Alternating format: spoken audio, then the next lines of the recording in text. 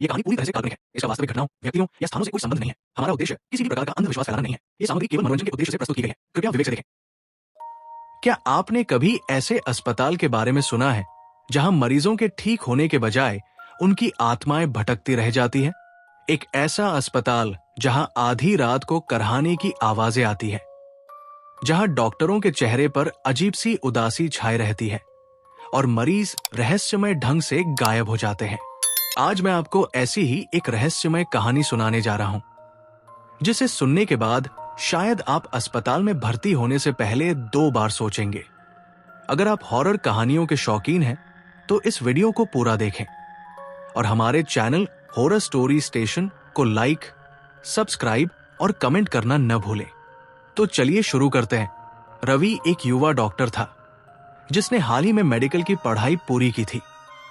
उसे शहर के बाहरी इलाके में बने एक सरकारी अस्पताल में नौकरी मिली थी। अस्पताल का नाम था विजय अस्पताल, लेकिन लोग इसे भूतिया अस्पताल कहने लगे थे। रवि को जब यहां पोस्टिंग मिली तो उसके दोस्त और रिश्तेदार उसे वहां जाने से मना करने लगे। कहा जाता था कि उस अस्पताल में रात को कुछ अजीब घटनाएं होती हैं। कभी मरीज अचानक गायब हो जाते, तो कभी नर्सों को अजीब परछाइयां दिखाई देती थी। कुछ का तो ये भी मानना था कि वहां भूत प्रेत का साया है। रवि ने इन सब अफवाहों पर ध्यान नहीं दिया। उसने सोचा कि लोग बेवजह इन बातों को बढ़ा चढ़ाकर बताते हैं। लेकिन जब रवि ने उस अस्पताल में अपनी पहली ड्यूटी शुरू की, तो उसे पता चला कि ये अफवाहें महज कहानियां नहीं थी। रवि की पहली ही ड्यूटी रात में थी। उसने अपनी शिफ्ट शुरू करते ही अस्पताल के माहौल में कुछ अजीब सा महसूस किया। चारों ओर गहरी खामोशी थी, जो किसी भी अस्पताल के लिए असामान्य थी। आमतौर पर सरकारी अस्पतालों में मरीजों के परिजनों की आवाजाही लगी रहती है, लेकिन इस अस्पताल में शाम होते ही एक डरावनी चुप्पी छा जाती थी। रवि ने जैसे ही अपनी फाइलें संभाली, उसकी नजर नर्स शकुंतला पर पड़ी। शकुंतला लगभग 50 साल की उम्र की एक अनुभवी नर्स थी, जो अस्पताल में सबसे पुरानी कर्मचारी मानी जाती थी। वो एक ट्रे में छोटे छोटे मिट्टी के दिए लिए वार्ड के एक कोने में जा रही थी। रवि ने पहले सोचा कि यह पूजा पाठ का हिस्सा होगा, लेकिन जब उसने देखा कि नर्स हर वार्ड के दरवाजे के सामने दिया जलाकर कुछ बुदबुदा रही थी, तो वो चौंक गया। रवि उसके पास गया और पूछा। नर्स शकुंतला ने पलटकर उसे देखा। उसकी आंखों में डर साफ झलक रहा था। उसने धीमे स्वर में कहा, बेटा, ये दीपक जलाना बहुत जरूरी है। रात को यहां कुछ चीजें जाग जाती है, जिन्हें काबू में रखना आसान नहीं होता। रवि को यह सब अंधविश्वास लगा। उसने मुस्कुराते हुए कहा, आंटी, अब जमाना बदल चुका है। ये सब मान्यताएं अब कोई नहीं मानता। शकुंतला ने गहरी सांस लेते हुए कहा, बेटा, मैं यहां पिछले 15 सालों से काम कर रही हूं। तुम नए आए हो, इसलिए समझ नहीं पा रहे हो। बस मेरी बात मान लो। इस अस्पताल में रात को अकेले किसी भी वार्ड में मत जाना, खासकर वार्ड नंबर 6 के पास मत फटकना। वहां बुरी ताकतों का साया है। रवि को शकुंतला की बातें बेमतलब लगी। उसने सिर हिलाया और अपनी ड्यूटी पर वापस लौट गया। उस रात ड्यूटी करते हुए लगभग 2 बजे रवि को पेशाब करने की जरूरत महसूस हुई। जब वो बाथरूम की ओर जा रहा था, तभी उसे ऑपरेशन थिएटर के पास से किसी के चलने की आहट सुनाई दी। रवि को लगा कि कोई मरीज बाहर निकल आया होगा। उसने टॉर्च उठाई और आवाज की दिशा में बढ़ गया। वहां पहुंचते ही उसकी नजर सामने की दीवार पर पड़ी। वहां एक काली परछाई सरकती हुई दिखाई दी, जो दीवार में समा गई थी। रवि ठिठक गया। उसकी रीढ़ की हड्डी में सिहरन दौड़ गई। उसने अपनी आंखें मलकर दोबारा देखा, लेकिन वहां कुछ नहीं था। रवि ने खुद को समझाया कि यह उसकी थकान का असर होगा। सुबह होते ही जब रवि ने शकुंतला को यह बात बताई, तो उसकी आंखों में डर और गहरा हो गया। मैंने कहा था ना बेटा, उस वार्ड के पास मत जाना। वहां जो कुछ भी है, उसे छेड़ने की कोशिश मत करना। रवि को अब अस्पताल के बारे में जानने की जिज्ञासा होने लगी थी।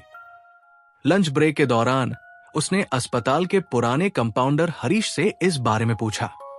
हरीश ने गहरी सांस ली और कहा, तुमने सही सवाल पूछा है, लेकिन इसका जवाब सुनकर शायद तुम्हारा यहां रुकने का इरादा बदल जाए। हरीश ने जो बताया वो बेहद खौफनाक था। करीब 20 साल पहले यह अस्पताल एक मेंटल असाइलम, मानसिक रोगियों का अस्पताल था। वहां कई ऐसे मरीज भर्ती थे जिनका दिमागी संतुलन पूरी तरह बिगड़ चुका था। उनमें से कुछ बेहद हिंसक थे। एक दिन अस्पताल में एक महिला को भर्ती कराया गया जिसका नाम था कमला। लोग कहते थे कि कमला काले जादू में माहिर थी और उसे उसके ही गांव वालों ने पागल घोषित कर अस्पताल में भर्ती करा दिया था। कमला ने आते ही अस्पताल के माहौल को बदलना शुरू कर दिया। वो अक्सर रात में अपने कमरे में बुदबुदाती रहती थी। मरीजों के बीच झगड़े बढ़ने लगे। कई बार नर्सों ने देखा कि कमला अपने कमरे में मरे हुए जानवरों की हड्डियां और खून से भरी शीशियां रखती थी। धीरे धीरे अस्पताल के स्टाफ में से कुछ लोग बीमार पड़ने लगे। अजीब बात यह थी कि उनका इलाज करने पर भी वे ठीक नहीं हो रहे थे। एक के बाद एक 7 लोगों की रहस्यमय ढंग से मौत हो गई।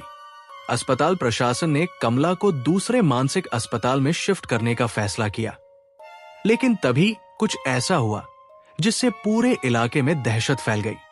एक रात अस्पताल के वार्ड नंबर 6 में आग लग गई। आग इतनी भयानक थी कि अस्पताल का पूरा वो हिस्सा जलकर खाक हो गया। कमला भी उसी आग में जलकर मर गई थी। लेकिन जो चीज सबसे ज्यादा डरावनी थी वो ये थी कि कमला के शव के पास एक अजीब आकृति का चिन्ह बना हुआ था, जिसे लोग डाकिनी का प्रतीक कहते हैं। उस घटना के बाद से अस्पताल को फिर से बनाने का प्रयास हुआ, लेकिन वार्ड नंबर 6 को हमेशा के लिए बंद कर दिया गया। हरीश ने बताया कि जब भी अस्पताल में नए मरीज आते हैं, उनमें से कई रातों को किसी जली हुई औरत को देखने का दावा करते हैं। कई बार लोगों को ऐसा लगता है कि कोई अदृश्य ताकत उनके बिस्तर के पास खड़ी है और धीरे धीरे उनकी सांसें घुटने लगती है। कई लोगों ने दावा किया है कि उन्होंने कमला को अपनी आंखों के सामने देखा है और जिस किसी ने भी उसके साथ आंखें मिलाई वो कुछ ही दिनों में रहस्यमय ढंग से मर गया। रवि के रोंगटे खड़े हो गए थे। हरीश ने उसकी आंखों में डर देखकर धीरे से कहा, बेटा, तुम्हें मेरी सलाह है, अगर तुम यहां काम करना चाहते हो तो रात में अपनी ड्यूटी के दौरान दीपक जलाना मत भूलना और किसी भी हाल में वार्ड नंबर 6 के पास मत जाना। रवि के मन में अब डर घर करने लगा था, लेकिन उसने तय कर लिया था कि इस रहस्य से पर्दा उठाकर रहेगा। अब हर रात अस्पताल में अजीब घटनाएं होने लगी। दरवाजे अपने आप खुलने बंद होने लगते, वार्ड में करहाने की आवाजें आती और मरीज रहस्यमय ढंग से गायब होने लगते। एक रात रवि ने खुद देखा कि एक काली परछाई, जो दिखने में एक जली हुई महिला जैसी लग रही थी, ऑपरेशन थिएटर में खड़ी थी। उसके शरीर से धुआं निकल रहा था और उसकी आंखें सुर्ख लाल थी। जैसे ही रवि ने उसे देखा, परछाई गायब हो गई। रवि को आखिरकार समझ आ गया कि यह मामला सिर्फ भूतिया घटनाओं का नहीं था, यह काले जादू का असर था। नर्स शकुंतला ने रवि को बताया कि उस अस्पताल में कभी एक डाकिनी ने एक अजीब अनुष्ठान किया था, जिसमें कई मरीजों की बलि चढ़ाई गई थी। वो डाकिनी मरी तो गई थी, लेकिन उसकी आत्मा अस्पताल के हर कोने में फैली हुई थी। रवि ने फैसला किया कि वो इस श्राप को खत्म करके रहेगा। उसने पुराने ग्रंथों और पुस्तकों में खोजबीन की और जाना कि डाकिनी की आत्मा को मुक्त करने के लिए उस कमरे में दीप जलाकर उसकी अधूरी आत्मा की शांति का अनुष्ठान करना होगा। उस रात रवि ने हिम्मत करके ऑपरेशन थिएटर में प्रवेश किया। पूरा कमरा अजीब सी ठंड से जमा हुआ था। अचानक सामने वही जली हुई औरत प्रकट हुई। उसकी आंखें अंगारों की तरह जल रही थी और उसकी आवाज भयानक थी। रवि ने मंत्र पढ़ना शुरू किया।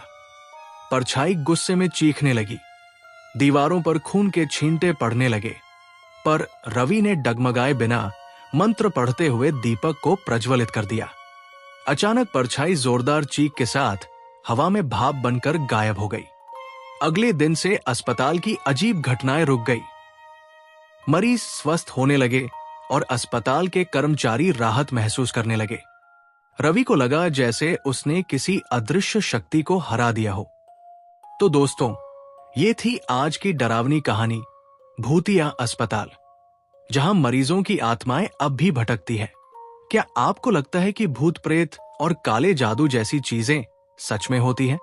अपनी राय कमेंट में जरूर बताइए। और अगर ये कहानी आपको पसंद आई हो तो हमारे चैनल हॉरर स्टोरी स्टेशन को लाइक, सब्सक्राइब और शेयर करना न भूलें। अगले वीडियो में फिर मिलेंगे। तब तक के लिए सावधान रहें, सुरक्षित रहें।